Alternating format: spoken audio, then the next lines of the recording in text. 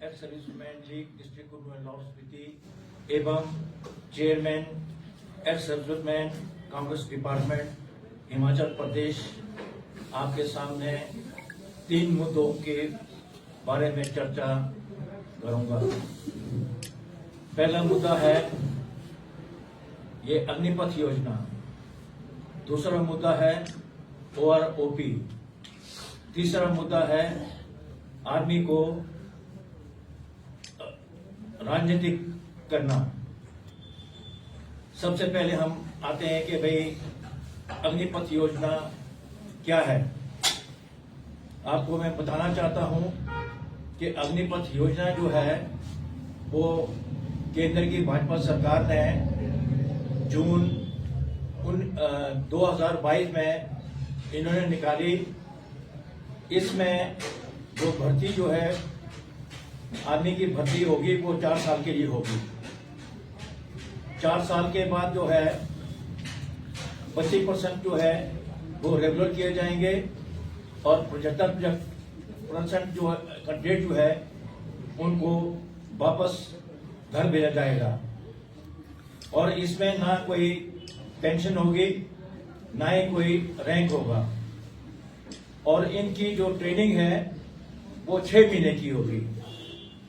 आपको मालूम है कि 6 महीने में जो है वो सैनिक नहीं बन सकता। कम से कम 2 साल में जो है नया रिक्रूट जो है वो उसमें उसको ट्रेनिंग दी जाती है। उसको जब वो रेजिमेंट में जाता है तो उसमें पूरा उसको जज्बा भरा जाता है, तभी जो है वो पूरा सैनिक बन जाता है। और 6 महीने की उनकी ट्रेनिंग होगी और हर साल 2 महीने की उनको जो है वो छुट्टी मिलेगी। तो ये तकरीबन आपको मालूम है कि सिर्फ 3 साल भी 2.5 साल जो है वही वो उपलब्ध होंगे अपने आर्मी में कैरियर बनाने के लिए। आपको मालूम है कि 3 साल में जो भी कैंडिडेट जाएगा तभी जाकर के जो वो अपने रेजिमेंट में जाकर के अपनी जो हुंकार है, जो जोश है, वो तभी जाकर के वो पूरा जो है वो सैनिक बन जाता है। जब ये कर्मवीर योजना जो है इसमें कर्मवीर जो है ना ही वो उसको रैंक होगा ना ही उसको कोई पेंशन मिलेगी। और 4 साल के बाद मात्र उनको तकरीबन 11.5 लाख रुपए जो है वो देकर जो है उसको घर भेज जाएगा। और वो पैसा भी जो है वो उनकी अपनी सैलरी से वो काट दिया जाएगा। तो आपको मालूम है कि हमारी सेना जो है कैसे जो है वो आगे लड़ाई लड़ेगी।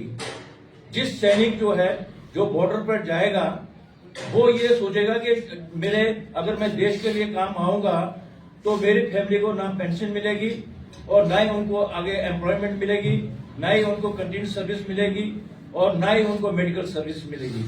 तो उसका वो किस प्रकार से जो है वो अपना जो है जोश के साथ जो है वो दुश्मनों के साथ लड़ाई लड़ेगा। आपको मालूम है कि हमारा देश जो है दुश्मनों से घिरा हुआ है। इधर से पाकिस्तान है और उधर से जो है वो चाइना है। तो हम किस प्रकार से जो है अपनी सेना को जो है वो मजबूत बनाएंगे। ये योजना जो है एक लंगड़ी योजना है।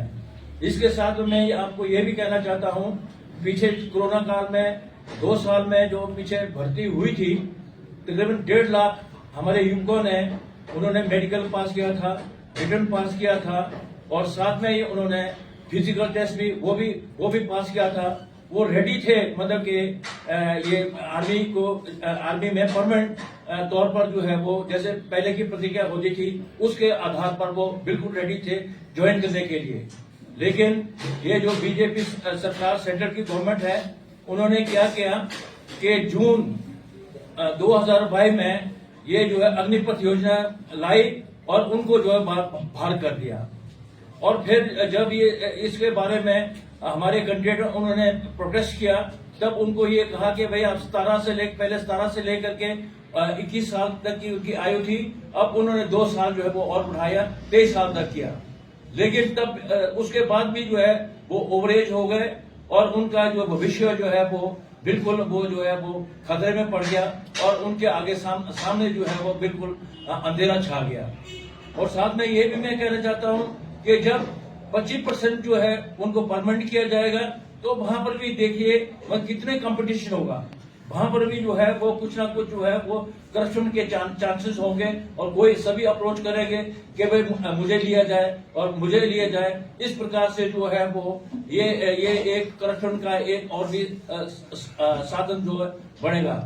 इसलिए हम भारत सरकार से, जो बीजेपी सरकार से, उससे हम आग्रह करना चाहते हैं कि इस योजना को जो है वो रद्द किया जाए और साथ में ही जब कांग्रेस की सरकार सेंटर में आती है तो सबसे पहले जो है वो अग्निपथ योजना को जो है वो स्क्रैप करेंगे, क्योंकि ये योजना जो है लंगड़ी है। और साथ में ये चाहते हैं कि भाई इनको पेंशन ना दी जाए। आप जो है वो सारे पॉलिटिशियन को जो है वो एक दिन का भी असेंबली में जाता है या पार्लियामेंट जाता है तो उनको जो है वो पेंशन दी जाती है। Not only one pension, but जितनी दफा भी वो इलेक्शन लड़ते हैं उनके लिए पेंशन दी जाती है। वो तो देश सेवा के लिए आते हैं, उनको पेंशन दी जाती है। और जो देश के लिए लड़ाई लड़ रहे हैं, हमारे सैनिक हैं, हमारे जो देश की रक्षा करने के लिए, उनके लिए पेंशन की कोई ये परवाह नहीं है।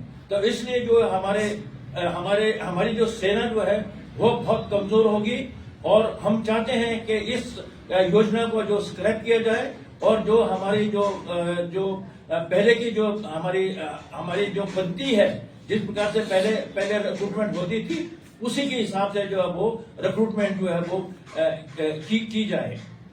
हमारे सैनिकों में specially JCO and other rank में जो है बहुत निराशा है, क्योंकि उनको जो पेंशन कईयों को पेंशन जो है वो कम मिल रही है। और साथ में जो एमएसपी है, मिलिट्री सेवा जो पे है, वो भी उसमें भी बहुत डिस्क्रिमिनेशन है, उसमें भी बहुत जो त्रुटियां हैं। हम चाहते हैं कि सबको जो है इरेस्पेक्टिव ऑफ रैंक जो है, सबको जो एमएसपी जो है वो सबको बराबर मिलनी चाहिए, ताकि जो हमारे जो पूर्व सैनिक है उनको जो न्याय मिले। और इस न्याय के लिए जो है हमारे जो राहुल गांधी हैं, वो सारे देश में जो पद यात्रा और न्याय यात्रा करेंगे, तो वो हमें जो है ये न्याय यात्रा के लिए हमारी जो है वो लड़ाई जो है वो लड़ रहे हैं। साथ में मैं ये भी ऐड करना चाहता हूं कि ये भाजपा सरकार जो है, इन्होंने इंस्ट्रक्शन इशू कर दी कि जो भी आर्मी के जवान जो है वो छुट्टी में आ जाते हैं, तो वो जो है वो सेल्फी पॉइंट बना करके वहां पर जितने भी कल्याणकारी योजनाएं हैं इनकी सेंट्रल गवर्नमेंट की है, उनका प्रचार कर रहे हैं। उनको इस बात की शर्म नहीं है कि आर्मी को जो है वो पॉलिटिसाइज क्यों कर रहे हैं। ये आर्मी को दूर रखा जाए। और पीछे भी उन्होंने आर्मी के नाम पर जो है, पुलवामा के नाम पर और ऐसे करके जो उन्होंने जो है इलेक्शन उन्होंने जीता है। ये जो हमारे देश के लिए एक कुठारघात है और अन्याय है। और इस अन्याय के अगेंस्ट जो है हमारे राहुल गांधी, जो हमारे कांग्रेस के जो नेता हैं, वो इसके लिए लड़ाई लड़ रहे हैं। तो मैं सभी आप मीडिया बंधुओं से मैं ये रिक्वेस्ट करता हूँ कि इसकी बहुत वाइड पब्लिसिटी दी जाए। आर्मी जो है कमजोर होगी और देश जो है वो दुश्मनों से घिरा हुआ है।